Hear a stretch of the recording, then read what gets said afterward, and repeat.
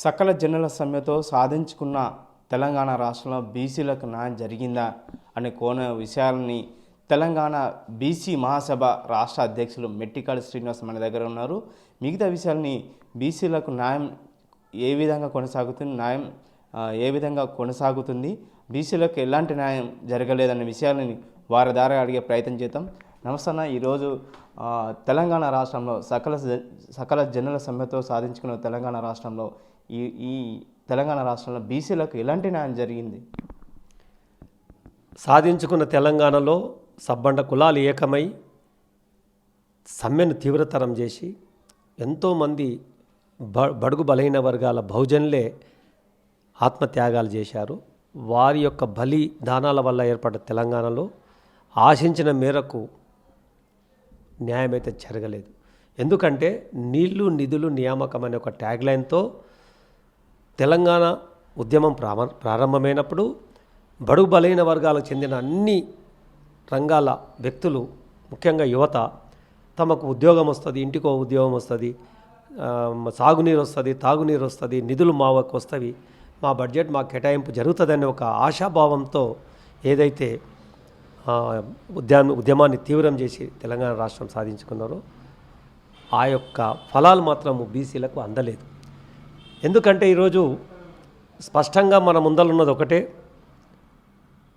2.5 లక్షల కోట్ల బడ్జెటు కనీసం దామాష పద్ధతిన అంటే ప్రపోర్షనేట్గా బీసీలకు ఎంత బడ్జెట్ కేటాయించాలి, వాళ్ళ అభివృద్ధికి ఎంత కేటాయించాలి, వాళ్ళ ఉద్యోగాలకు ఎంత కేటాయించాలి, ఎన్ని నోటిఫికేషన్లు వేయాలి, ఏ రకంగా వాళ్లకు ఆదుకోవాలనే సోయి ఈ తెలంగాణ ప్రభుత్వానికి లేదు. 9 ఏళ్ల నిరీక్షణలో బీసీలు ఎందుకు ఈరోజు నిరాశకు గురవుతున్నారంటే పచ్చి దగా మోసం కేసీఆర్ చేస్తున్నాడు. ఒక్కటే మాట చెప్తున్నాం, 9 ఏళ్లలో సంవత్సరానికి ఒక నోటిఫికేషన్ వేయాల్సిన బాధ్యత ఉంది. ఎందుకంటే రిటైర్మెంట్ అవుతారు, ఉద్యోగాలు ఖాళీ అవుతాయి, అవసరం ఆ యొక్క అడ్మినిస్ట్రేషన్ లోపల అవసరాన్ని బట్టి ఉద్యోగుల సంఖ్య పెంచాలి. ఇంటికో ఉద్యోగం అన్న మాట మర్చిపోయిండు, నోటిఫికేషన్ వేస్తలేరు. పిల్లలు, ముఖ్యంగా బడుగు బలైన వర్గాల బీసీల పిల్లలు ఆస్తులు అమ్ముకొని అప్పులు చేసి హైదరాబాద్కి వెళ్ళి కోచింగ్ సెంటర్లో పోయి నేర్చుకొని వస్తే వాళ్ళని నిరాశ చేసి ఒక నోటిఫికేషన్ వేస్తాడు, నియామకం చేయడు. అంటే అప్పులు చేసిన వాళ్ళు నిరాశకు గురవుతున్నారు. మళ్ళీ సంవత్సరం వచ్చే వరకు సబ్జెక్ట్ మర్చిపోతారు, కొత్త పిల్లలతో పోటీ పడరు. ఇవంతా కూడా ధనవంతులకి బాధ లేదు, ధనవంతులు ఎక్కడ పోయి అబ్రాడ్లో సెటిల్మెంట్ అవుతుంటారు. కానీ బీసీలకు జరుగుతలేదు. మరో పక్క వస్తే చదువుకున్న వాళ్ళ పరిస్థితి ఇట్లా ఉంటే, చదువు రాని వాళ్ళు కులవృత్తులు ఉన్న వాళ్లకు వాళ్ళ కులవృత్తుల ద్వారా కానీ చిన్న చిన్న పరిశ్రమలు, కుటీర పరిశ్రమలు లేక కులవృత్తులకు ఉన్న పరిశ్రమలను వాళ్ళు బాగుపడాలి, చేసుకోవాలంటే ఆర్థిక సహాయం చేయాల్సిన బాధ్యత ప్రభుత్వం మీద ఉంటుంది. బీసీ కార్పొరేషన్కు ₹1 కూడా నిధులు కేటాయించకుండా జాప్యం చేసుకుంటా అన్ని డ్రామాలు ఆడుతున్నారు. పోయిన ఎలక్షన్లనేమో ₹50,000 తంతెత్తిండు, ఈ ఎలక్షన్లేమో ₹1,00,000 అంటాడు. ₹1,00,000 ₹50 నువ్వు ఎవరికి బిచ్చం ఇస్తున్నావు? మాకు రావాల్సింది 1 లక్ష నుంచి 10 లక్షల వరకు ఆయా కులవృత్తులకు సంబంధించి ఆయా బిజినెస్లను బట్టి నువ్వు ప్రభుత్వం నుంచి సబ్సిడీ ఇవ్వాలి, బ్యాంకులు రుణాలు ఇస్తారు, తద్వారానే బీసీలకు సాధికారత వస్తుంది. కాబట్టి ఏం జరగలేదు. రైతులు బాధపడుతున్నారు, చిన్నకారు రైతులు, తర్వాత వలస కూలీలు బాధపడుతున్నారు, కులవృత్తిదారులు బాధపడుతున్నారు, నిరుద్యోగ యువత ఉద్యోగాల కోసం తప్పించిపోతున్నారు. ఎలాంటి లేదు. కాబట్టి బీసీలకు ఒరిగింది ఏం లేదు. ముఖ్యంగా బీసీల పేరు చెప్పుకొని బీసీల కార్డు వేసి బీసీల కోటాలో టికెట్లు పొందిన మంత్రులు, ఎమ్మెల్యేలు కూడా ఈరోజు కనీసం వాళ్ళ సామాజిక వర్గాలకు సంబంధించిన హక్కులను కూడా ఈరోజు అసెంబ్లీలో కానీ పార్లమెంట్లో కానీ శాసన మండలిలో కానీ అడిగే పరిస్థితి లేదు. ఇది ఒక నిరంకుశ పాలన స్టార్ట్ అయింది. ఎవరిని మాట్లాడినారు, మాట్లాడితే కేసులు పెడతారు. బడుగు బలైన వర్గాలను సంక్షేమ పథకాలైన ఒక చిన్న ఆశలు చూపించి వాళ్ళను ఓట్లకు ఆకర్షించుకొని ఓట్ బ్యాంకుకు మాత్రం వాడుకుంటున్నాడు. ఇది ఎక్కువ కాలం సాగదు, సమగ్రాభివృద్ధి జరగలేదు. నిష్పక్షపాతంగా వాళ్ళు శ్వేతపత్రం వదిలిపెట్టి ఇప్పటికైనా ఎలక్షన్ వస్తున్న తరుణంలో బీసీ కార్పొరేషన్కి డబ్బులు వదలాలి, ఎంబీసీ కార్పొరేషన్ నిధులు వదలాలి, నిధులు విడుదల చేస్తూ నిధులను ఖర్చు పెట్టాలి. ఖర్చు పెడితేనే సమగ్ర అభివృద్ధి అవుతుంది. కాబట్టి సాధించుకున్న తెలంగాణ మాత్రం బీసీలు ఫస్ట్ మోసపోయింది బీసీలే. వాళ్ళకు చట్టసభలలో ప్రాతినిధ్యం లేదు, ఉద్యోగ అవకాశాలు లేవు. కాబట్టి బీసీలు ఖచ్చితంగా ఈ దిశగా ఆలోచించాల్సిన తరుణం ఉంది. ఇది నా మాటలు చెప్పాలంటే తెలంగాణ బీసీ మహాసభగా బీసీ వ్యతిరేక పాలన విధానము నేడు తెలంగాణలో ఉంది. కాబట్టి దీని మీద చర్చలు జరుగుతున్నాయి, మేము మీటింగ్లు చేస్తున్నాం, కుల సంఘాలు చైతన్యమవుతున్నాయి, అప్రమత్తం కావాల్సిన అవసరం ఉందనే ఒక ఆలోచన విధానం స్టార్ట్ అయింది. మన ఓటు మనకే అనే ఒక నినాదంతోన ఈ రాజ్యాధికారం కోసం కూడా బీసీలు ఓటు చైతన్యం పొంది ఖచ్చితంగా మరో సకల జన సమ్మె ప్రారంభించి అవసరమైతే ఖచ్చితంగా ఈ ఇప్పుడున్న ప్రభుత్వానికి గుణపాఠం చెప్పాలి, న్యాయమైన హక్కులను సాధించుకునికే ఉద్యమించక తప్పదు. వేడి తిరువైన సమయంలో బీసీలకు అన్ని పార్టీలు బీసీ జపం చేస్తున్నారు. మరి బీసీలు ఎటువైపు వెళ్తున్నారు? ఇప్పుడు ఈ తెలంగాణ రాష్ట్రంలో ఒక నియంత పాలన సాగుతుంది. నియంత్రణ పదం ఎందుకు వాడాల్సి వస్తుందంటే ఎవరి మాట అయినాడు కేసీఆర్, అన్నీ నాకే తెలుసు అంటాడు. ఇరిగేషన్ నాకే తెలుసు, అడ్మినిస్ట్రేషన్ నాకే తెలుసు, వ్యవసాయం నాకే తెలుసు, ఆధ్యాత్మికం నాకే తెలుసు, అన్నీ నాకే తెలుసు అంటాడు. ఏ శాఖను మాట్లాడినవాడు. అయితే అదొక నియంత పాలన, స్వేచ్ఛ లేదు. రెండవది అతన్ని వ్యతిరేకిస్తున్న ప్రధాన పార్టీలు అనుకుంటాం ఈరోజు బీజేపీ కానీ తర్వాత కాంగ్రెస్ కానీ. ఎందుకంటే టీడీపీ అనే పార్టీ ఇప్పుడు మళ్ళా తన ప్రయాణం కొనసాగిస్తుంది కాబట్టి అది ప్రజాపక్షం కింద ఉంది, వాళ్ళకి ఎలాంటి ఎమ్మెల్యేలు లేరు కాబట్టి టీడీపీ పార్టీని కాసేపు పక్కకు పెడితే బీఎస్పీని కూడా పక్కకు పెడితే ఉన్నాయి మూడే, BJP, BRS, Congress. BJP Congress వాళ్ళు కూడా బీసీ నినాదం ఎందుకు ఎత్తుకుంటున్నారంటే ఈ దొర పాలనను విసిగిపోయిన బీసీలు ఖచ్చితంగా ఆయనకు వ్యతిరేకంగా ఉద్యమించాలనే ఆలోచన చేస్తున్నారు. వాళ్ళ పద్ధతిలో బయటకు వస్తారా, రోడ్లు ఎక్కుతారా, సకల జన సమ్మె చేస్తారా అనేది వేరే ఆలోచన. ఎందుకంటే అక్కడ స్వేచ్ఛ లేదు. చిన్న మాట మాట్లాడితే కేసులు పెడుతున్నాడు కేసీఆర్ కానీ, మంత్రులు కానీ, ఎమ్మెల్యేలు కానీ. అయితే బీసీలు అప్రమత్తమే ఆలోచన చేస్తున్నారు. ఎట్లా మా హక్కులను సాధించుకోవాలి, మేము బాగుపడతాం, మాకు సమగ్ర అభివృద్ధి ఎట్లయితుంది, మా సంక్షేమం ఎట్లా, మా బడ్జెట్ మాకు ఎట్లా వస్తుంది. ఈ తరుణంలో బీసీలే ఒక ఆయుధం. దొరను కొట్టాలంటే, దొరల పాలనను కొట్టాలంటే, సంపన్న వర్గాల పాలనను కొట్టాలంటే, కార్పొరేట్ విధానం పాలనను కొట్టాలంటే బీసీలే తిరగబడతారు. అత్యధిక సంఖ్యాబలం ఎవరుంది? బీసీలో ఉంది. 52%, 54% బీసీలు. ఈ ఓట్లే కీలకమైనవి, నిర్ణయాత్మకమైన శక్తి. కాబట్టి వీళ్ళ జపం చేస్తేనే మేము బీఆర్ఎస్ పార్టీని అడ్డుకుంటామనేది ప్రతిపక్షాల ఆలోచన. ఇకపోతే ఒక అడుగు ముందుకేసి కేసీఆర్ కూడా ఏం చేసినట్టు 1,00,000 రూపాయలని. ఎవరికి ఇస్తున్నావు నువ్వు భిక్షం? 1,00,000 రూపాయలు ఎవరికి ఇస్తున్నావు? మాకు 1,00,000 కోట్ల బడ్జెట్ రావాల్సిన అగత్యం ఉంది. 2.5 లక్షల కోట్లలో మా భాగస్వామ్యం 1,50,000 కోట్లు. కాబట్టి ఈ బీసీల మంత్రము ఎందుకు వేస్తున్నారంటే మళ్ళీ కూడా చెప్తున్నా, బీసీలను ముందుకు తీసుకురాకపోతే, బీసీలను దగ్గర చేసుకోకుంటే, వాళ్ళ మంత్రం జపించకుంటే, వాళ్ళను పొగడకుంటే ఏ రాజకీయ పార్టీ ఇప్పుడు బట్టగట్టదు. ఆ తరుణంలోనే ప్రతి పార్టీ బీసీ తీసుకుంటున్నారు. కానీ బీసీలు ఇక్కడ గుర్తిస్తున్నది ఏంటంటే అందరు ఆలోచనలు ఉన్నారు. కుల సంఘాల ద్వారా, బీసీ మహాసభ ద్వారా కానీ, మేము కానీ ఇతర సంఘాలు కూడా ఇది మరో నాటకం. నిజాయితీ ఎంత, నేతి బీరకాయల్లో నేతి ఎంత ఉంటుంది, నెయ్యి ఎంత ఉంటుంది అనేది ఇప్పుడు రాజకీయ పార్టీలు కూడా నేతి బీరకాయలాకనే, పేరు నేతి బీరకాయ కానీ దాంట్లో నెయ్యి ఉండదు. ఈ బీసీ మంత్రం చెప్పిస్తున్న ఈ పార్టీలలో కూడా నిజాయితీ లేదనేది బీసీలు గమనిస్తున్నారు. ఎట్లా సాక్ష్యము? మీరు గతంలో మీరు చేసింది ఏమైనా ఉందా చూపించగలుగుతారా? రేపు చేయబోతారా? మీ మేనిఫెస్టోలో ఏముంది? ఒక మాట చెప్పగలుగుతాను నేను, అన్ని పార్టీలు దమ్ము ధైర్యం ఉంటే 10% అంటే 17 మంత్రులలో 10% అంటే 10 మంత్రులను బీసీలకు ఇస్తామని చెప్పండి. న్యాయమైన హక్కు. బీసీ ముఖ్యమంత్రిని డిక్లేర్ చేయండి. తద్వారా మేము మా చట్టసభలలో మాకు కావాల్సిన అభివృద్ధి పథకాలను మేము ప్రవేశపెట్టుకుంటాం, మా బడ్జెట్ ప్రణాళికను మేము రూపొందించుకుంటాం, మాకు కావాల్సింది మేము సాధించుకుంటాం. కాబట్టి బీసీలకు ముందలు పెట్టి బీసీల మంత్రం జపించకుంటే ఏ పార్టీ పబ్బం గడవదు. కాబట్టి ఖచ్చితంగా బీసీలనే వాళ్ళు జపించాల్సిందే. బీసీలను జపిస్తున్నారని బీసీ కుల సంఘాలు కానీ, బీసీ ప్రజలు కానీ, ప్రజానికం కానీ మళ్ళా మోసపోయి మమ్మల్ని మెచ్చుకుంటున్నారు, మా భుజాల మీద చేస్తున్నారంటే మాత్రం మోసపోతారు. అప్రమత్తంగా ఉండాలి. అంకిత భావంతో ఏ పార్టీ ఉంది, వచ్చేవాడు బీసీ ప్రజానాయకుడు ప్రజాప్రతినిధినే పెడతారు పార్టీలు. ఆ ప్రజాప్రతినిధి కూడా గెలిచినాక మళ్ళీ పోయి పార్టీ ఎజెండా తీసుకుంటాడా, పార్టీ అధినాయకత్వం మాటింటాడా, తన సామాజిక వర్గానికి, తన బలహీన వర్గాలకు ఏమైనా సేవ చేస్తాడా చూసి ఓటేయాలి. అందుకని ఏమంటున్నంటే ఓటు చైతన్యం కావాలి, మన ఓటు మనకే పడాలి. ఇప్పుడు రావాల్సింది ఏముందంటే అధికార మార్పిడి జరగాలి. సంపన్న వర్గాల నుంచి సామాన్య ప్రజలకు అధికార మార్పిడి జరగాలి.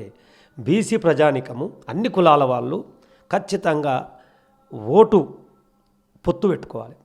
మీరు ఓటు పొత్తు పెట్టుకొని ఐకమత్యంగా ఒక కులానికి ఇంకో 49 కులాలు కలిసి ఒక కులానికి ఓటేయాలి. వేసినప్పుడు ఏమవుతుందంటే మీ ప్రజాప్రతినిధి పోతాడు.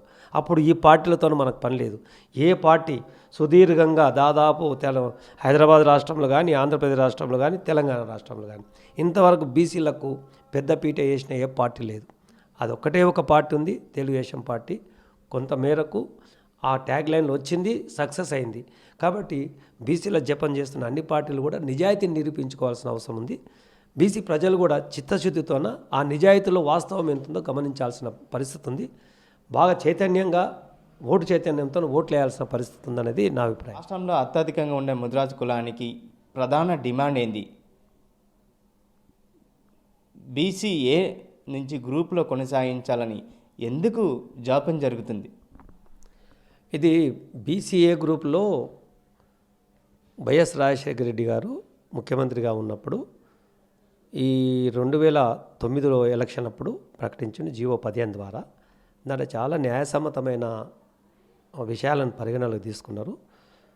ఒక చేపల కులవృత్తి ఉన్న బెస్త గంగపుత్రులను ఇతర కులాలను ఏ గ్రూప్లో పెట్టి తెలుగు ముత్తరాసి, తెనుగోళ్ళు, బంట్లు, ముదిరాజు, మత్స్యకారులను డి గ్రూప్లో పెట్టడం అది అన్ఫేర్, అంటే అది చట్టబద్ధంగా తప్పని మేము మా వాదనను వినిపిస్తే అప్పుడేం చేసిండ్రంటే 15 ద్వారా జీవో నెంబర్ 15 ద్వారా ఏ గ్రూప్లో కొనసాగించి జీవో ఇచ్చిండ్రు. అయితే దీంట్లో ఏమైందంటే చిన్న చిన్న రాజకీయాలు లేక అవగాహన లేక కొన్ని కులాలు దాని మీద స్టే తెచ్చుకున్నారు. ఏకపక్షంగా జరిగింది, మా అభిప్రాయాలు తీసుకోలేదని ఏ గ్రూపులు ఉన్నవాళ్ళు. వెంటనే కాసానికి జ్ఞానేశ్వర్ గారు దీని మీద సుప్రీంకోర్టుకు పోయి ఆశ్రయించినప్పుడు అది అడ్మిట్ అయింది.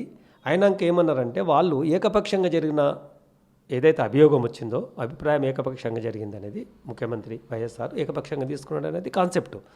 అయితే ఇరువైపుల వాదనలు విని బీసీ కమిషన్ ద్వారా పంపించండి మాకు వాళ్ళ వాదనలు అని ఒక కమిషన్ ఏర్పాటు చేయించి అప్పచెప్పిండు సుప్రీంకోర్టు. అది ఎన్నికల తెలంగాణ ఉద్యమం సమయం అది. కాబట్టి ఏమైందంటే సైడ్ ట్రాక్ అయింది. సైడ్ ట్రాక్ అయినాక తెలంగాణ రాష్ట్రం వచ్చింది. కాల పరిమితి కూడా అయిపోయింది. అప్పటికి వాళ్ళు పంపలేకపోయిండ్రు కాంగ్రెస్ ప్రభుత్వంలో. తెలంగాణ ఉద్యమం తర్వాత తెలంగాణ రాష్ట్రం ఏర్పడ్డ తర్వాత ఏమైందంటే రాములు బీసీ కమిషన్ చైర్మన్ ఉన్నప్పుడు అప్పటికే 2 పర్యాయాలు సుప్రీంకోర్టు నుంచి నోటీస్ వచ్చింది. అయ్యా మీరు ఈ వాదనలు పంపండి. వాదనల సేకరణ జరిగింది. బెస్త వాళ్ళు ఏమంటున్నారు, చాకల్ వాళ్ళు ఏమంటున్నారు, ఏ గ్రూప్లో ఉన్న ఇతర కులాలు ఏమంటున్నారు, ముదిరాజు మత్స్యకారులు ఏ రకంగా తమ వాదనలు వినిపించిండ్రు. 2 వాదనలను సేకరించిన బీసీ కమిషన్ పంపలేకపోయింది. పంపమని 3-4 సార్లు సుప్రీంకోర్టు ఏదైతే నోటీసులు ఇచ్చిందో కేసీఆర్ ఉద్దేశపూర్వకంగా ముదిరాజులను అణగదొక్కాలే, వీళ్ళు సంఖ్యాపరంగా ఎక్కుంటారు, ఒక్కొక్క కాన్స్టిట్యున్సీలో ముదిరాజుల ఓట్లు వేసుకుంటేనే ఎమ్మెల్యే గెలుస్తారు, పెద్ద సంఖ్యలో ఉంటారు కొన్ని కాన్స్టిట్యున్సీలలో, ఇది మాకు కష్టమవుతుందని మా అభివృద్ధికి అడ్డుగా మా సంఘనాయకుడు రాష్ట్ర అధ్యక్షుడు కాసాని జ్ఞానేశ్వర్కు బలం పెరుగుతుందని రాజకీయంగా దీన్ని డిసైడింగ్ ఫ్యాక్టర్ అయితే ఒక దుర్బుద్ధితోనే దాన్ని ఆపేసాం. ఎందుకు ఈ మాట అనాల్సి వస్తుందంటే సుప్రీంకోర్టు ఆర్డర్స్ను కోర్టు ధిక్కరణ చేసిండు. కోర్టు ధిక్కరణ చేసినప్పుడు ఏమైందంటే అది మేము మళ్ళీ కూడా కోర్టు నుంచి నోటీసులు ఇప్పించినాం. నోటీసులు ఇప్పించినాక తీరా చూస్తే ఏమైందంటే కాలయాపన చేసుకుంటూ వచ్చిండు. చివరికి ఎన్నిసార్లు వీళ్ళు టైం అడిగినారు, ఎన్నిసార్లు టైం అడిగినా సుప్రీంకోర్టు టైం ఇచ్చుకుంటూ పోయింది. లాస్ట్కు కోర్టు కేసు డిస్పోజ్ అయింది. కోర్టు కేసు డిస్పోజ్ అయినాక బీసీ కమిషన్ ఇప్పుడు తీసుకోవాలి, ఏంటి చర్య తీసుకోవాలి అంటే మమ్మల్ని బీసీఏలో కొనసాగించాలి. ఇక్కడ నేను సూటిగా ప్రశ్న ఏమిస్తున్నా అంటే కేసీఆర్ గారికి, తన పార్టీలో ఉన్న మా ముదిరాజు నాయకులకు, లేక ముదిరాజుగా చెప్పబడుతున్న వాళ్ళు ముదిరాజులా కాదా దేవునికి ఎరక, కానీ ముదిరాజులుగా చలామణి అవుతున్న కొంతమంది నాయకులు ఉన్నారు. ఇప్పుడు వాళ్ళు ఏం చేస్తున్నారంటే ఈ సమస్యను పక్కదోవ పట్టిస్తున్నారు.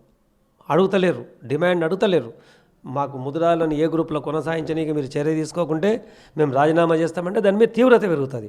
అట్లా కాకుండా దాన్ని కాలయాపన చేస్తున్నారు. ఇది కేవలము ముదిరాజులను అడ్డుకునికనే. అయితే ఆ రిపోర్టు సుప్రీంకోర్టు డైరెక్షన్స్ ఉన్నాయి కాబట్టి ఆ రిపోర్ట్ ప్రకారం ఏ గ్రూప్లో ముదిరాజులు ఆటోమేటిక్గా కొనసాగుతారు. ఇది జాప్యం చేస్తున్నది కేసీఆర్ ప్రభుత్వము. దానికి తగిన మూల్యం కేసీఆర్ ప్రభుత్వం బీఆర్ఎస్ పార్టీ చెల్లించుకోబోతుంది.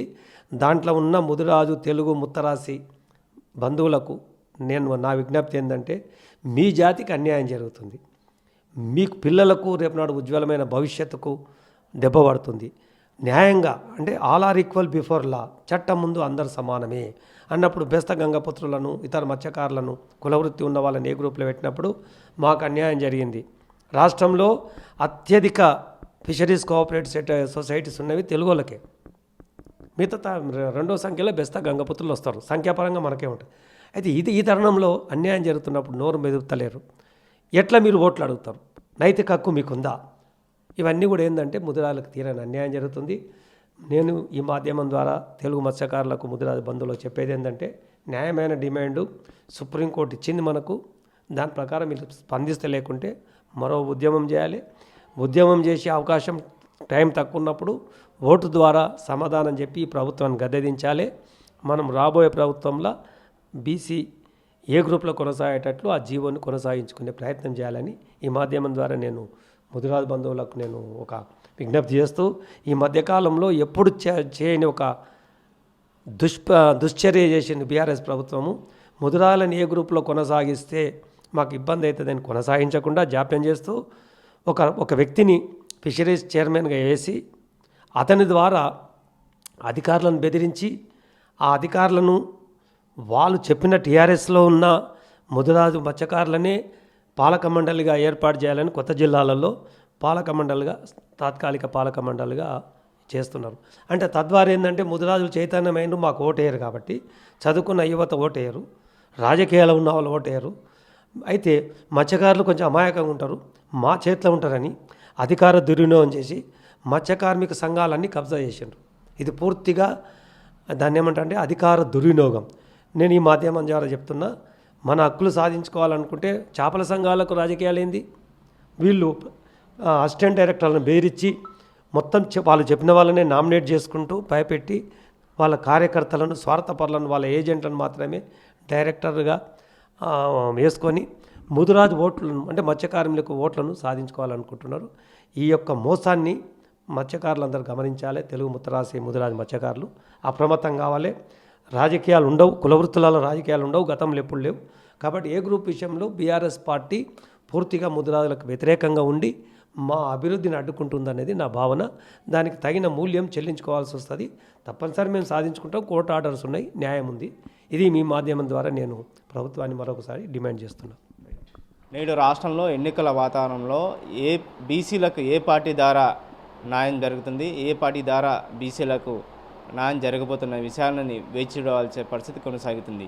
కెమెరా పర్సన్ సినితో రామ్కొండ, RTV, మహబూబ్ నగర్.